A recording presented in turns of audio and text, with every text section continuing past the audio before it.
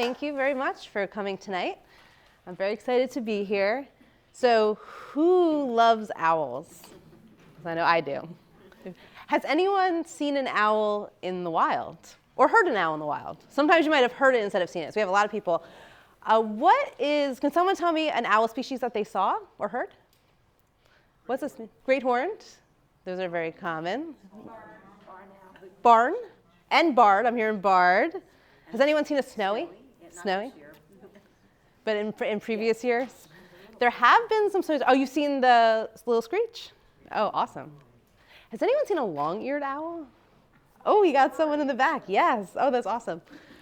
Well, New Jersey has a lot of amazing owls that we're going to talk about today. Here's a little variety of them. And I have some different things to show you and let you touch and check out as we go through the presentation. So we have 8 species of owls in New Jersey in the winter. Some of them are residents, meaning they stay here all year long in New Jersey. They don't migrate. They just stay where they are. Some of these owls are visitors only in the winter. So they will move up north during the summertime and then come here for their winter range. So these are the 8 species of owl that we're going to be talking about tonight. We have the great horned, eastern screech, barred, long-eared, short-eared, northern saw-whet, snowy, and barn. And I was happy to hear that you mentioned a lot of these already as seeing them around the state here. And here in these pictures, we have the top is a long-eared owl. And then we have on the bottom left a barred. And then the little one there is a northern saw-whet. So there are a lot of things that make owls really amazing. They have really cool adaptations. And one of these adaptations is the facial disc. So the facial disc is just a collection of fine feathers that go around their eyes. And it has a very important job, and it's very similar to a baseball glove. So someone asked me, oh, are you playing ball tonight? I have a baseball glove here. So when someone is throwing a baseball to you, you have your mitt and you catch it. And this is what the facial disc is doing. It is catching the sound that the owl hears. That will help the owl when they hunt.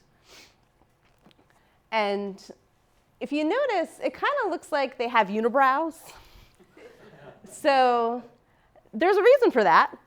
That helps shade their eyes from direct sunlight. So that's another function of their disc. And if you notice that the owls, their faces are very round, because the owls, almost all the owls we're going to talk about today are in a family, the Strigidae. So they have very round faces. We do have one that's a little different that we'll talk about later in the presentation. But you can see from these pictures, the top a great horned, the bottom is a great gray, which we don't see in New Jersey. They are farther north in Canada and like boreal areas. But you can just see that roundness of the facial disc. And some owls have ear tufts. Are ear tufts ears? Yes or no? What do you think? Are they ears? Yes? No? I don't really know. They are not ears. They are called ear tufts. It's kind of weird that they named it that because they look like ears. So you can kind of see them a little bit on my great horned owl here. They stick up right in the front. And scientists actually don't know exactly why they have ear tufts, like the function of them. But they have some ideas. One of the reasons they think they have them is to help camouflage. So if you see an owl up in a tree, it wants to make it hard for you to find it. So they can move their ear tufts to blend in with the background of the tree. They think they might indicate their mood, so how the owl is feeling when they communicate with each other. Kind of how, like, if you have a cat and your cat will move its ears around, letting you know if it's happy or if you upset it. Or they think it might function with catching the sound with the rest of the facial disc. So they're still studying that, but those are some of the reasons why they think owls have the ear tufts.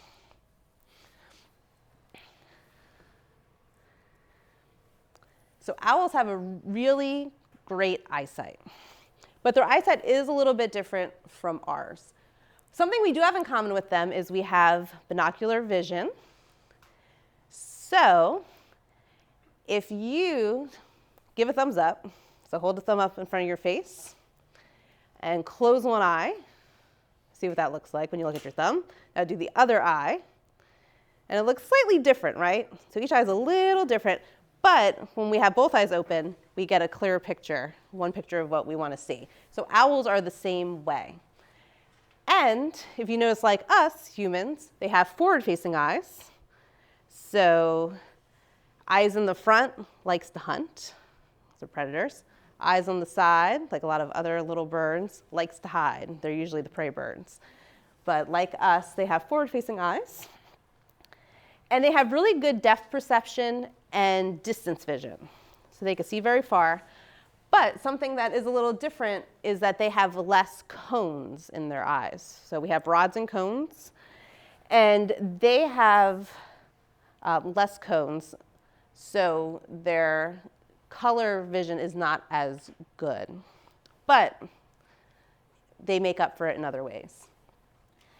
And something about the owl is their eyes are not round. So they have a sclerotic ring. And I have a picture here that kind of shows it. I think you can kind of see too on that diagram, where their eyes actually elongated. So it's not round. It elongates, and it stays in place. So if you're an owl and you're looking around, I could only see straight ahead. I have to turn my head in order to see somewhere else because of that ring of muscle around their eye. And so they have a cylindrical shaped eyeball, and they have 3 eyelids. And each one has a different function. And I know I'm bringing up cats today, but cats are the same way if you have a cat. A lot of other animals, reptiles and amphibians have these too, but 3 eyelids. So in the case of the owl, the top eyelid is used for blinking. So if you see a blinking owl, the top eyelid's coming down. If you see an eyelid going up, that means they're going to sleep.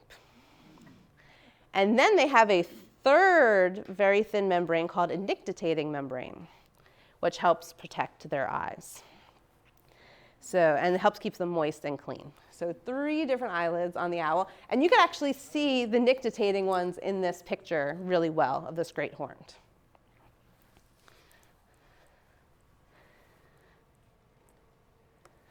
So here's a long-eared owl with those really big eyes. And the pupils can expand almost the entire eye. So you get really big pupils on an owl. This kind of gives you that really startled look. And here's a fun little fact. If you are an owl, your eyes might make up 1 to 5% of your body weight, the same ratio found in humans for the weight of the brain to the body. And instead of being round like a person, they're pushed into a tube-like shape. So if you had owl eyes in your human body, it would be really, really big.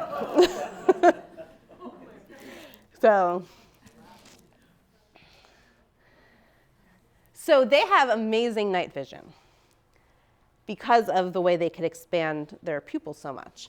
And as I mentioned before, they have fewer cones, so their color vision is limited. But at nighttime, they don't really need to have that color vision. But they have more rods. So those rods help them be sensitive to the low light and movement, because a lot of times they'll detect prey based off of the prey's movement. Okay, so I need a volunteer for this next part. Would someone like to volunteer to use my little snowy owl? Oh, I got one. All right, come on up.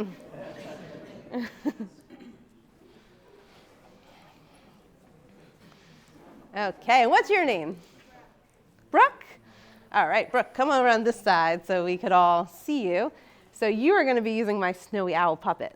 You can put your hand through there, and there's a little stick to rotate the head. So before I go to the next slide about head rotation, I want to see what you guys think.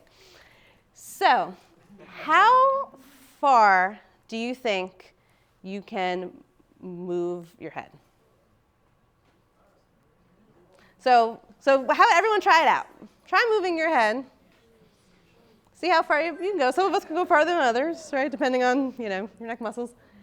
Now, how far do you think this owl's head can go? All right, so show me. Spin them around. Do you think that owl's head can just go and just spin around 360 degrees? What do we think? Can they do that? No, but they can go pretty far. So I want you to move his head almost all the way around, but not all the way. So circle 360 degrees, right? So we were guessing at first 365 degrees. They can't do that, but they can go a full 270. So you can make them go, so make his little head go almost all the way around again. He can, keep going. Oh, yeah. And then he could go back. So obviously we can't go. Thank you for being my volunteer and showing our little owl head. So all birds can rotate their heads at least 180 degrees. But the owls can really take it to the extreme and go a full 270. They can also vertically, like this barn owl, rotate their head. So it's not just horizontal, vertical as well. Sometimes you might see an owl you're looking at its back, but you can still see its face if he turns to look at you. But there's a special reason why they're able to turn their heads so much. And it has to do with their cervical vertebrae in their neck. Does anyone know how many we have as humans in our neck? How many cervical bones? Does anyone want to take a guess? 7. Yep, we have 7. An owl has 14. And their neck bones are in like S shape. So that is one of the reasons why they're able to turn their heads so much. They have double the amount of cervical vertebrae that we have. And I'm going to read it. I wrote down some stats because I didn't want to get them wrong from memory. But they are doing some studies that show, because some people are like, well, how can they do that without hurting themselves, right? Like, doesn't that hurt? Like, we're just trying to go like this, and we're like, oh, it hurts. But they can just do it no problem. So the reason they can do this is one of the major arteries that feeds the brain passes through a spacious bony holes in 12 of the 14 vertebrae. So they have these holes that it can go through, the artery. So the artery's not getting squished. It's going through this hole, and it gives them enough space. The extra space creates cushioning air pockets so that the artery can also move as the head is twisted. And that's why they can do it like that. And other birds don't have that special adaptation. So pretty cool head rotation. Now, have you ever heard people say that owls fly silently? So they don't fly 100% silently. They do make a little sound. But for the most part, they are very silent. And I have some things to show you here and tell you why they are able to do that. So here I have an owl wing. This is from a great horned owl, and I'll pass this around so everyone can have a chance to see what it feels like. So if I start flapping, we don't hear anything in this case. And that's because their feathers are fringed, their flight feathers at least. So there's a few factors on their wings that combine to make them almost silent. And this is an article from, I don't know if anyone's familiar with Cornell Lab of Ornithology. This is their Winter 2024 Living Bird magazine. They did a whole feature on great gray owls. And I'll leave this stuff out at the end if anyone wants to come and check out this stuff. But there's 3 factors that make their flight silent. One is they have a leading edge comb. So you can see on their, it's like kind of spiky, on their primary and secondary flight feathers. They have a fine wispy trailing edge fringe on their flight feathers. And the upper surface of their wing is velvety, and the bottom part of their wing is down covered. So those 3 factors together help make their wings really silent. And they could actually separate individual wing feathers to let the air go through, as opposed to other birds that the air just goes over their wings. So the fact that they can let the air pass through makes them silent flyers. And there have been studies that show a correlation between the size of the facial disc and the length of the comb-like serrations that are on their flight feathers. So they think that species who rely on their auditory system to hunt as opposed to their eyesight are able to fly more silently than other owls. So the great gray is one of those owls that they suspect relies more on auditory cues than visual. And if you think about where great grays live, and they live up in Canada and places that are very snowy, it's really helpful for them to be able to hear because they might not see their prey under the snow. And owls are one of the more heavily feathered birds because they have feathers on a lot of them have feathers on their legs and on their eyelids and their toes. And I have a little talon that we can pass around too. I'm going to start passing this around. So here's that leading edge comb on the one side, the trailing edge on the other side, and then they're velvety on top and downy on the bottom. So owls do have ears that are on their body, not their ear tufts, but their ears. Some of them have symmetrical ears and some are asymmetrical. So it really just depends on the species. And it helps them, when they have asymmetrical ears, like in that picture, it helps them be able to pinpoint where their prey is. And the facial disc helps guide the sound into their ears. So up here is a saw-whet, and you can see this little ear hole. And I have another little picture to show you guys. So this is a book, this is Owling by Mark Wilson. I don't know if anyone's familiar with this book. This is a really amazing book. But he has a really great picture of showing an owl pinpointing its prey.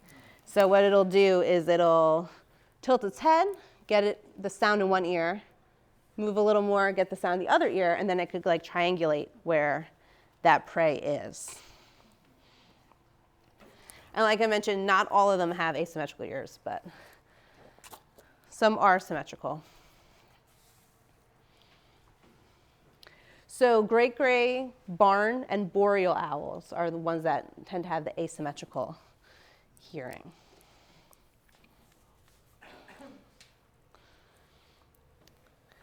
So owls are predators, right? They hunt and they catch prey. They have really sharp talons. So I have one here that I could pass around for you guys to check it out. Be careful if you want to kind of poke the edge of this. But they are what we call zygodactyl. So they have 2 toes that are forward, 2 toes that are backwards. And a lot of other birds have this same toe orientation. But something cool about most owls is that they can swing their 4th toe to the front. So here's this toe being swung to the front. You guys can see that when I pass it around. So that they could grip prey that's wiggling. So if you're a little rat or a vole or a rabbit or something that is going to get eaten and you're trying to get away, they'll flip that toe around and seal your fate that way by squeezing the life out of you. And they usually go for the head and the neck so that they can stop the prey quickly. But they have this special toe adaptation so that they can get their prey easier. And they have very sharp bills to tear into their food. And a lot of times they'll swallow things whole. So sometimes when owls have owlets, they'll tear food off for them. But when they're just eating on their own, they'll just swallow the whole thing down. So I'm going to pass this around. What's their favorite food? It really depends on the owl species. So owls do eat a very large variety of foods. They'll eat, like I said, depends on the owl species and their size. The first one owl that we'll talk about in a minute is the great horned owl. They eat probably the biggest variety. They'll eat rodents. They'll eat snakes, they'll eat other birds, sometimes they'll eat other owls, amphibians, fish, mammals of all different sizes. So it just really depends on each individual species, but they pretty much eat any sort of meat. So some of the owls are nesting now at this time of year in New Jersey, and owls don't build their own nests. They rely on previous nests or finding a nest. They could use abandoned nests from other animals. They can, some of them, like burrowing owls, will use other animals' burrows to nest on the ground. Or they might use woodpecker holes and holes in trees. Or they might go on top of buildings and use buildings. And a lot of different species will use nest boxes as well. So if you want to attract an owl to your yard, you can provide them a nest box in order to maybe have some owls nearby that you can watch grow. So here are some cute little owlets, great horned owlets, and the great horn, who's going to be our first species that we talk about today. Here's another one. All right, so here's the great horned. Our most widespread owl in this country. You can find them in every state except Hawaii. They're about 18 to 25 inches tall. I'm going to hold this little guy here so that you can see all I talk. Has a wingspan about 48 to 60 inches. And this is like, when you say owl, a lot of people immediately think of the great horn because it's so common. Have really large ear tufts, yellow eyes. They have that white bib. But their color can vary depending on where they live. So the eastern owls on the East Coast will have more variety in their feathers than owls that live farther out west. And you primarily find them in woodlands. This is our resident owl, so they will not migrate. So if you have owls that are living nearby, they're probably the same ones all the time. They're very territorial. And they have the quintessential 5-note hoot. Who's awake? Me too. And I'll play a little clip.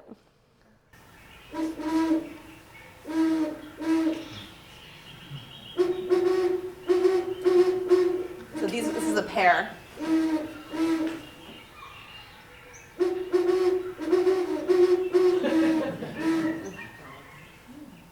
So that was a pair having a little duet. Now some people will say that the male has a lower hoot than the female, and they typically do, but you can't always go by that. Later after the breeding season, a lot of times males will raise the pitch of their hoot to sound closer to the females. So you can't always go by, oh, it's lower, it's a male, it's higher, it's a female. Part of the year you can, but not the whole year. But it's really cool when you're outside and you hear that sound, and you know they're nearby. And talking about what they eat, they are the only owl species here in North America that will eat skunks. No one else wants to mess with that, but they are willing to do it. Yeah, it is kind of gross, right? I heard someone say, ooh, gross. But, you got to eat, right? You're an owl and you have to eat. So they court, meaning the male and the female will start to pair bond between October and December, and they are monogamous, so they will stay together. And they're very territorial. They will attack other animals. They will attack other great horned owls during nesting season if they feel threatened. And they breed between December and January. So we are right smack in the middle of breeding season right now. And they use abandoned stick nests. So the picture on the right, so back in 2015, the Cornell lab had a great horned owl bird cam. They still have bird cams now. You can go on their site and watch all different bird cams. But they had a great horned owl one, and this was a close-up of the two little chicks. So they usually have 2 or 3 chicks, depending on how their breeding season is. And so you will find these owls active at dawn and dusk, and you'll hear them at nighttime. During the day, the red-tailed hawks take over the same type of habitat that the great horned uses at night. All right, the eastern screech. I have a very special little eastern screech here to show you. So there are 2 different morphs. There's a red morph and a gray morph. They are the same species, you just have different color pattern. So here is a little screech owl. I'm not going to pass this guy around, but I can show it at the end if you want to give it a little pet and see how tiny it is. They're only 7 to 10 inches tall and a wingspan of 18 to 24 inches. So they have feather tufts as well. They're a little more wide on their head than the great horned is. They have yellow eyes and a white collar around the throat. And they're fairly common in New Jersey. So some people, I had a gentleman who was playing a sound clip of hearing one around their house. They like to be more in urban environments. So you'll definitely can hear them around your neighborhood. And they have a very interesting call. So people think owl, and they're like, oh, owls hoot.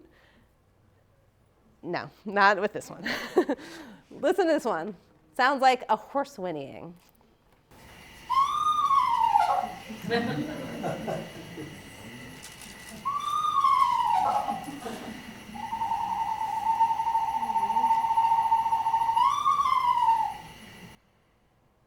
And they can be very difficult to find in the tree. A lot of times people hear them as opposed to seeing them. They really blend in well, especially if they're in a hole. They can really use their ear tufts to blend in and camouflage. But I did read that they like sycamore trees. So I don't know if anyone has any sycamore trees nearby. I have heard them in sycamore trees before. I also have a little wing that I'll leave out later if you want to come check out this little screech owl wing. They are also non-migratory, and they like open woodland terrain and suburban and urban settings as well. Yeah, so this is this little guy. So they lay their eggs in April, and they are cavity nesters, so they do depend on holes from other animals such as woodpeckers. And they will use nest boxes, so you can definitely put up a screech box if you'd like, but they could also nest on the ground or mailboxes or crates. Then we have the barred owl. The barred owl you can find a lot in swamps and mixed forests. I have heard these in the pine barrens. They're 16 to 23 inches tall. They have a wingspan of 38 to 45 inches. And they have a really round head. So that's a great thing to look for when you're trying to identify if you see an owl go by. Very round head. They don't have the ear tufts. And their eyes are dark brown. And they are an 8-hooter, as I like to call them. You might have heard someone say, "Who cooks for you? Who cooks for you all?" They could do it better than I can.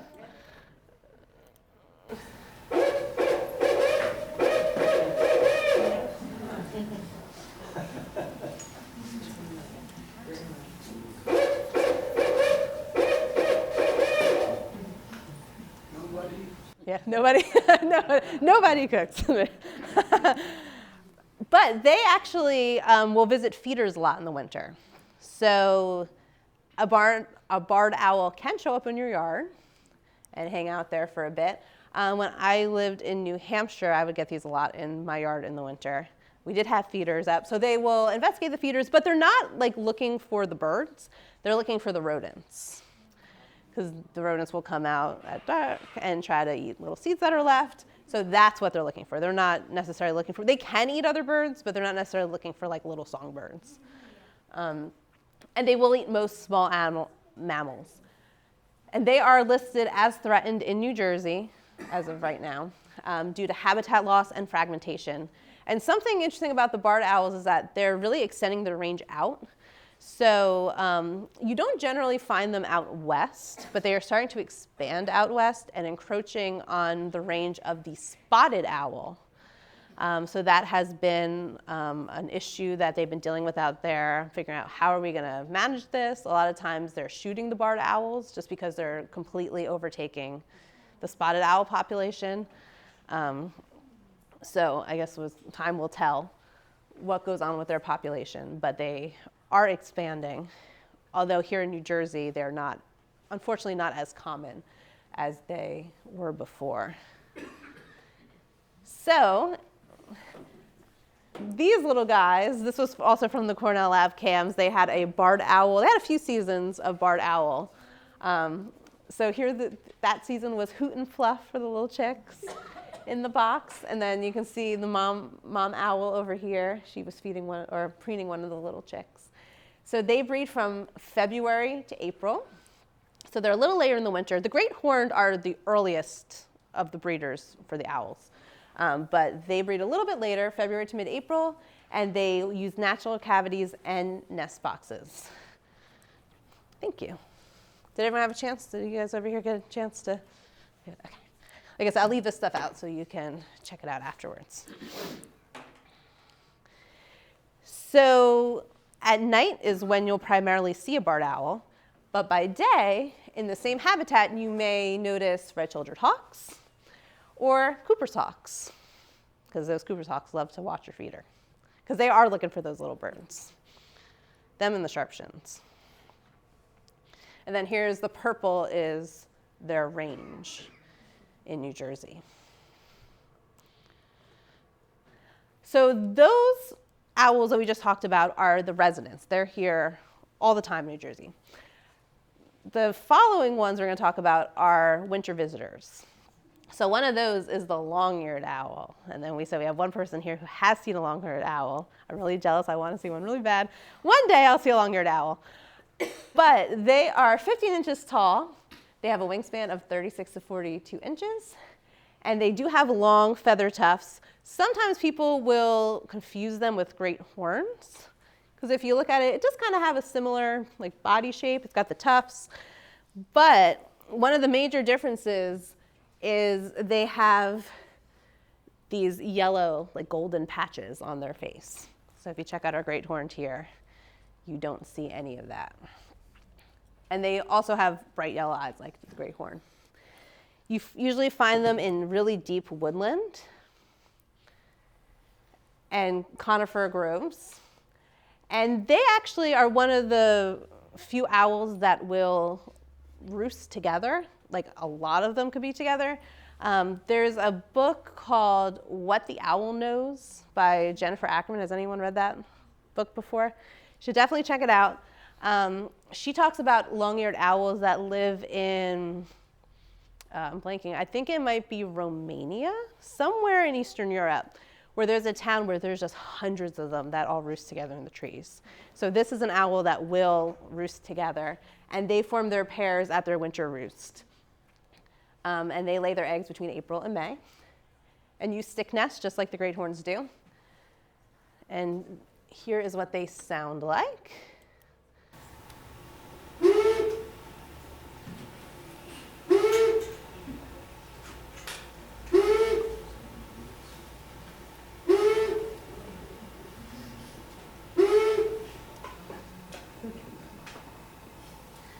Unfortunately, they are fairly uncommon. And they are threatened due to development because they really do need those dense forests. But you can see the purple is their year-round range. You can find them all the time. And the blue is their winter range.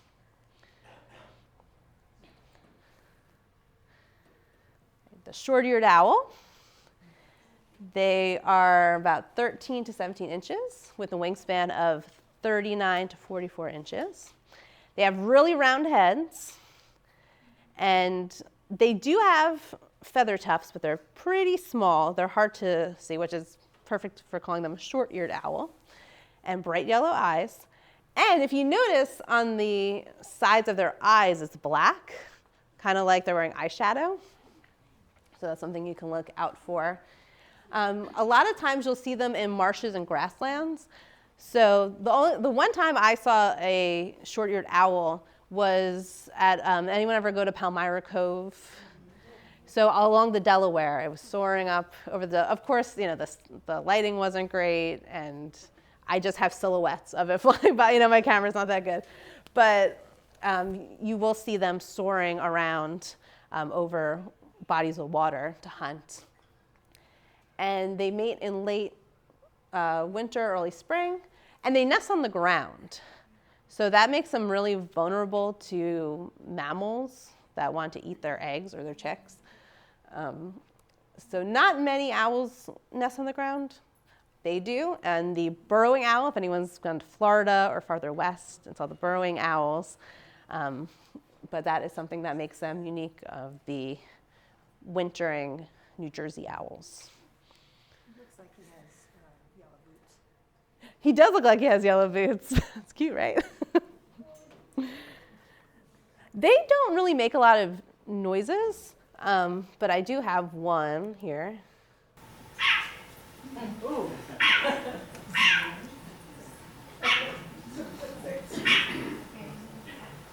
I was very angry.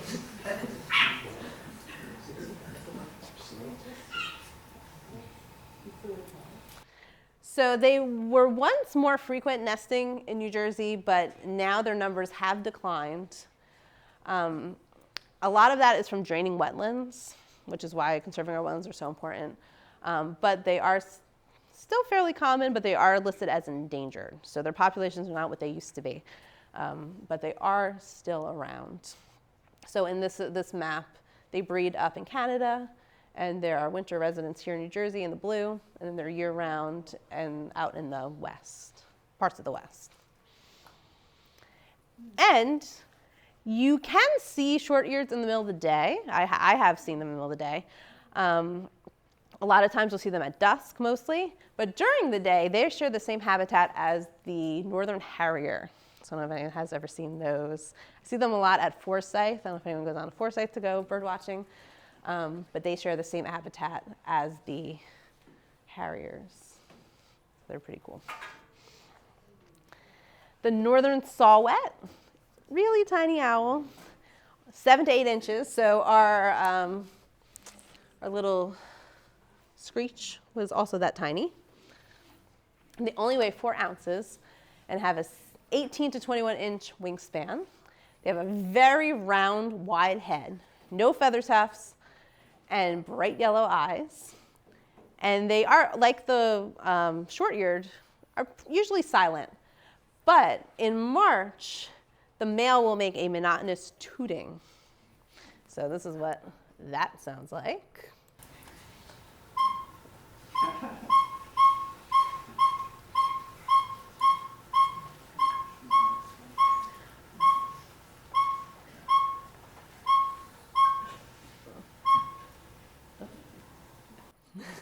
So they are fairly uncommon, but you can find them. I have seen them before.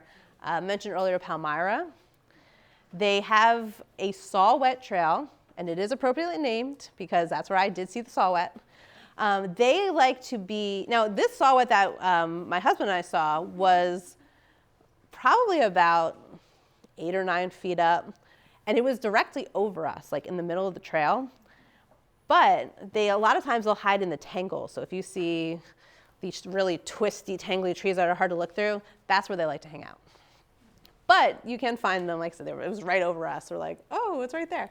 But they are not like super common, but you can find them. Can I ask you a weird question? I grew up in Minnesota. There were Saw-whet owls there. Mm-hmm. So the French word, they say Saw-whet is for like the call. Oh. That does not sound like the Saw-whet call at all, but the French name for owl is chouette. Oh, so I'm just wondering if like you knew where that name would come from. I'm not sure. I'll have to try to look that up, like when everyone's socializing, see if I could find out. Yeah, we'll look that up afterwards. We'll see if we can figure out why it's called that. Yeah, it does make, they do make other sounds. Let's see. I might have it on my app here.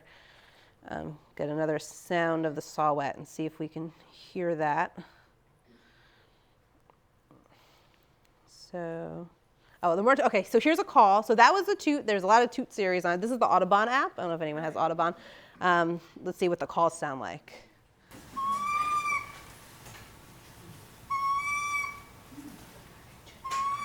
No. Saw-whet. Saw-whet. Maybe they think it's that. Saw-whet. Yeah, I don't know. Kind of sounds. I'll play it one more time. What do you guys think? Do you think it kind of sounds like saw-whet?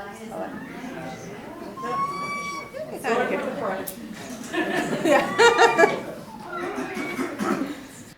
They do like conifer forests, and they use the perch and pounce method. So they'll perch on a branch and find what they want and just pounce on it. And they mostly hunt at night. They're nocturnal hunters. I want to look more into that saw-whet thing. That's interesting. They are cavity nesters, and they'll lay eggs on debris at the bottom of the cavity. They'll use woodpecker holes. Oh, everyone okay over there? And they'll use nest boxes. So there are some of their cute little chickies. And there's a little saw-whet. Snowy owl. So there actually are snowies around in New Jersey right now. People have been seeing them, I believe, in Cape May County. Snowy owls are pretty interesting because they don't always visit. They are known as an eruptive species, and not erupt like a volcano. Erupt with an I. So here on the bottom, eruption. I think of eruption and irregular. So birds that erupt might not erupt. I mean, sometimes they do and sometimes they don't. It's hard to, you can't really predict when they are going to show up, but they do have some ideas of why it happens. So the snowy owl, 21 to 28 inches. They have a pretty long wingspan of 50 to 65 inches. Really round head, no tufts. In these pictures here, especially that bigger picture, that is likely a younger owl. So the juveniles and females will have a lot of barring, and males tend to not have as much. They have black bills, yellow eyes, and very thickly feathered feet because they spend their time up in the Arctic. And here's the weird thing about eruption. Some of these snowy owls never leave the Arctic. Some of them will stay up in the Arctic their entire lives and never leave. So they like to be on the tundra. But when they come here to New Jersey, a lot of times the ones that erupt are juveniles. And a lot of people have speculated that, oh, well, they're coming down here because there's not enough food. And then some people were wondering, oh, well, maybe there was a lot of food and that they produced a lot of owls. And they actually think that might be more of the case, where in the summer, the breeding season was very successful. So there's so many owls that some of them need to go elsewhere to look for food. So they are still studying that. There is, I don't know if anyone has heard of Scott Weidensaw. He's an author and a naturalist. And he runs a project called Project Snowstorm, where they track snowy owls because they're trying to figure out where they go, why they erupt. So they're thinking that if you have an eruption year that's good, that means your breeding season in the Arctic was good. And about 2017, 2018, down here in New Jersey was what they considered a mega eruption. So that year, there were a lot of snowy owls coming down. That's the year actually I saw my first snowy owls. We saw 4 or 5 of them that winter on the shore. So they go to the Jersey Shore, and but you can find them in airports, you can find them in fields, you can find them on the beach, anything that reminds them of the vast openness of the tundra. So that's why you find them at the shore a lot. So some years we get none. Some years, like the mega eruptions only happen probably about 10 to 20 years. So we had one a few years, well, now it's 2025, like a few years ago, it wasn't that long ago. 2017, 2018 was a really big winter. But you never know. They are a surprise, they'll surprise you, and they're so mysterious, and scientists are still trying to figure out more about their behaviors. And they don't generally make sounds, so unfortunately I don't have a snowy sound. Are they ever seen in this area? They can be. They can be found. Now, that egg eruption year, they were finding snowy owls as far south as Oklahoma. So they can be, you can really find them. They could show up just randomly different places. So yeah, and then when I was in New Hampshire, there was one that was hanging out at the outlet mall in Concord. So yeah, they could be over here in this area too if they wanted to. It hung out there for a while. So it was just like a week of just like hanging out on the outlets, like watching people go shopping. So it's always a possibility they can show up around here as well. And here are some pictures of some snowies. So I mentioned earlier about the Strigidae. All the owls that we talked about are in that family. But we do have a little special guy in the heart. I have one over here. The barn owl is not in the family of Strigidae.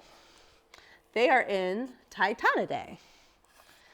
So that is why, now we said the Strigidae has the very round facial disc, but our barn owl has a heart-shaped facial disc, which I think is perfect for them because they're really cute, right? They have a little heart face. But you can see, I'll bring this over too. So if you compare just the looks of these owls, they are very distinct, right? So the barn owl is very streamlined and thin. They have elongated beaks as opposed to our Strigidae that has more hooked. The barn owl has very long legs.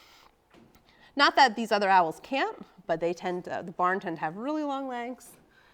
And they're tawny and on the back, so they have this beautiful golden color and white on the front, but you can really get a good look at their facial discs. And like I said, I'll have these out here so you can come up and check them out afterwards. It's like a little bump on the staple. Okay. So, and they have a long claw. One of their middle toes has what they call a pectinate claw that is longer than the others so that they can groom themselves. So some birds do have a claw like that. Most of the owls don't, but this one does. And they're about 14 to 20 inches with a 40 to 45 inch wingspan.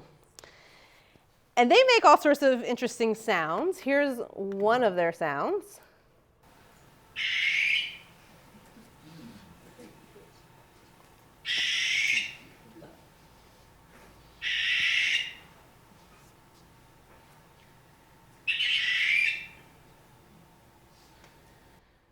And this is an owl that they suspect may rely more on their hearing than their sight for hunting, similar to that great gray owl I mentioned earlier. And they do have the asymmetrical ears. And they're very widespread. They are found on 6 continents. They don't really like cold weather. So they're absent in Alaska and Canada. And even when I was in New Hampshire, that is not an area that you find them in. They used to be there. They're not there anymore. But usually the farthest up they go on the East Coast here is like halfway through Massachusetts. They really don't go farther north than that. They like to be in warmer areas. So you can find them all throughout the state, though, here in New Jersey. Uh-oh. We had some things pop up over each other. They are a special species of concern, and they will use boxes. So these pictures are from the barn owl cam that the lab did a while ago. And you can see really well that facial disc on the chicks. So the owlets, they're really distinct. The one picture on the right is when they were really little. They will have a lot of eggs. A lot of times they could have up to 9 eggs, where a lot of these other owls are more like 2 to 3. So they will have a lot of chicks. Unfortunately, a lot of them won't survive. I have seen in the nest box that owls like eating chicks that died because it depends on food availability. They might not all make it. But you can see in this picture, this is Dottie. There's Casper and Dottie were the pair, and Dottie feeding them a whole rat, which one of them did swallow the one time. It was like trying to get it all down, had like the tail sticking out. And then there's Casper and Dottie, and they were beak fencing. And they're doing like a mutual preening called allopreening. So that's a way that they strengthen their bond. And one owl family of barn owls can eat thousands of rodents a year. So, oh, see, that's what's supposed to be on that slide. They will eat thousands of rodents. And unfortunately, that's one of the reasons why they are a species of special concern, is because people will put up poison out for the rodents. The owls will get them and digest that. And habitat loss is a big problem. Collisions, because they will hunt by the side of the road where there's a lot of rodents. So there are a lot of collisions with them, unfortunately, because they're very active at nighttime. So if you want to look for owls, there's a few things that you can do to try to find them. Many are what we call crepuscular, meaning they're active at dawn and dusk. So those are great times to go out and listen or look. You can go with an experienced bird watcher.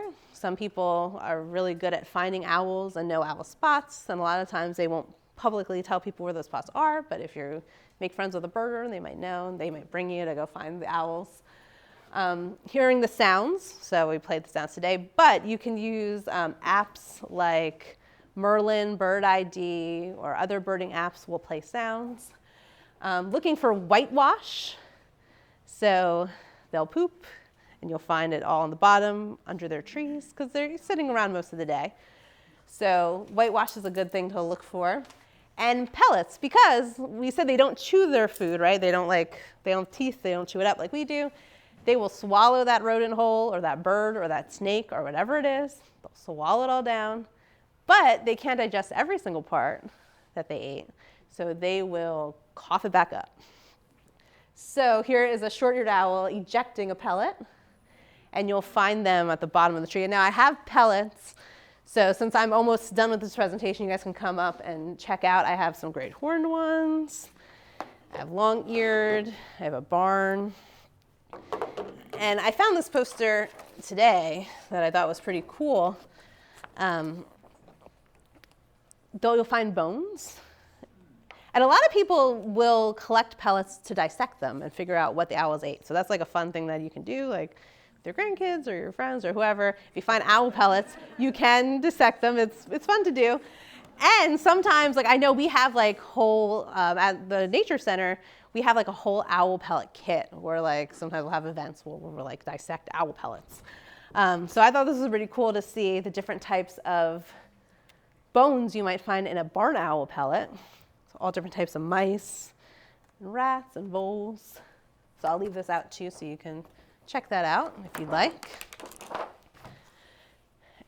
They do like to sit close to tree trunks, so you want to check that. They don't tend to be out like further onto the branches. They like to be nice and close to the tree so they can really camouflage.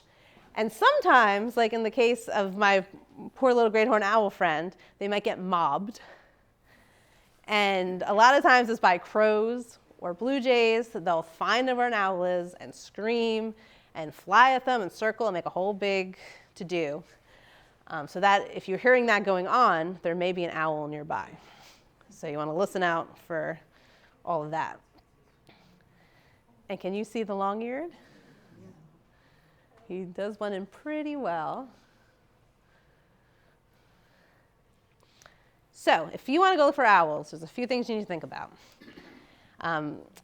Seeing an owl is a privilege. So we want to make sure if you do go look for owls, you are respectful to the owl. You're keeping a distance and observing quietly. We don't want to be like, yes, the owl's right there, and be like really loud. We want to make sure we stay quiet. You can be like, yes, I found it. But don't get too close. And sometimes people will want to like get it to respond or be like, oh, I wonder if there's an owl here and want to play a recording. It is illegal to use playback for any bird in a national park, a wildlife refuge, and a lot of wildlife sanctuaries also have this rule. So we don't want to be, because we can really cause a disturbance if we start playing recordings, especially during breeding season. You do not want to use them at all during breeding or nesting season. It will really, especially like we said, the great horns are like really territorial. It'll really stress them out a lot. So we do want to make sure that we are being respectful all the time of the owl, not getting too close. If you find owls and you want to post pictures, like on social media, a lot of people like to do that these days. You really want to make sure you're not advertising locations, especially during breeding season, because we don't want people to go out and harass them. You're all in a nature club, so you respect nature and you want to see it well. Some people just want to get pictures and don't really understand, and they'll start causing stress to the owls or trying to bait the owls. So it's important that if you do share with people that you did find one somewhere, that you are not advertising exactly where you saw it. You can like get your buddies together and go see it and keep a distance, but we want to really make sure that we are treating the owls with respect because, as I said, it is a privilege to see an owl. And finally, we were talking about how a lot of these owls are threatened or endangered in our state, but there are things that you can do to help owls. So one of those things, as we mentioned earlier, was providing a nesting site or nest boxes. So you can go to like Wild Birds Unlimited or like a local store or local nature centers and purchase these nest boxes. There's like special ones for like barn owl, special for screech. Leave part of your yard wild helps. So if you have a section that you might not want to mow, like make a little meadow, not like have your just like a clean lawn with nothing going on in it. That's a nice way to encourage a little ecosystem to flourish in your yard, and that will help owls find prey. You can provide water. You can build a brush pile because then all your little rodents will want to hide in there, and the owls will really like that so that they can go hunting in your yard. You can put up a bird feeder. Like we said, the barred likes to watch your feeder for the rodents, and it'll attract other types of owls to kind of see what's going on in your yard. And supporting conservation organizations is very helpful. There's all different types you could find. Some are specific to owls, some are birds in general, some are just nature in general. But supporting organizations can really go a long way. Sharing what you know with friends can really go a long way. The fact that you're here at a nature club and you really care about nature is important as well. And that's ways you can support the owls. So this last one here, this is the snowy I saw on Long Beach Island a long time ago. So that is all about the amazing owl. Thank you. Thank you so much for coming tonight. Like I said, I will leave this stuff out. So if you want to come over and check out some of our little artifacts, you are welcome to. Why did they do the mob, did you say, when other birds mob? Why? A lot of times birds will mob because they are also territorial. So they won't want other, like sometimes, has anyone ever seen like a little, like a mockingbird or like a red-winged blackbird, like attacking bigger birds? A lot of times they'll have nests nearby or a territory and they want to defend that territory. And if you're like a crow, a bunch of crows, and you see this owl, you want to let everyone else know. There actually is kind of like a little network, like an emergency alert system that birds will, it sounds kind of funny, but there's articles, like Cornell Lab has a lot of articles about it, where like, have you ever been in the woods and like all the chickadees start freaking out and like the titmouse start yelling and then they all start yelling? The crows are part of that system too. And the blue jays especially.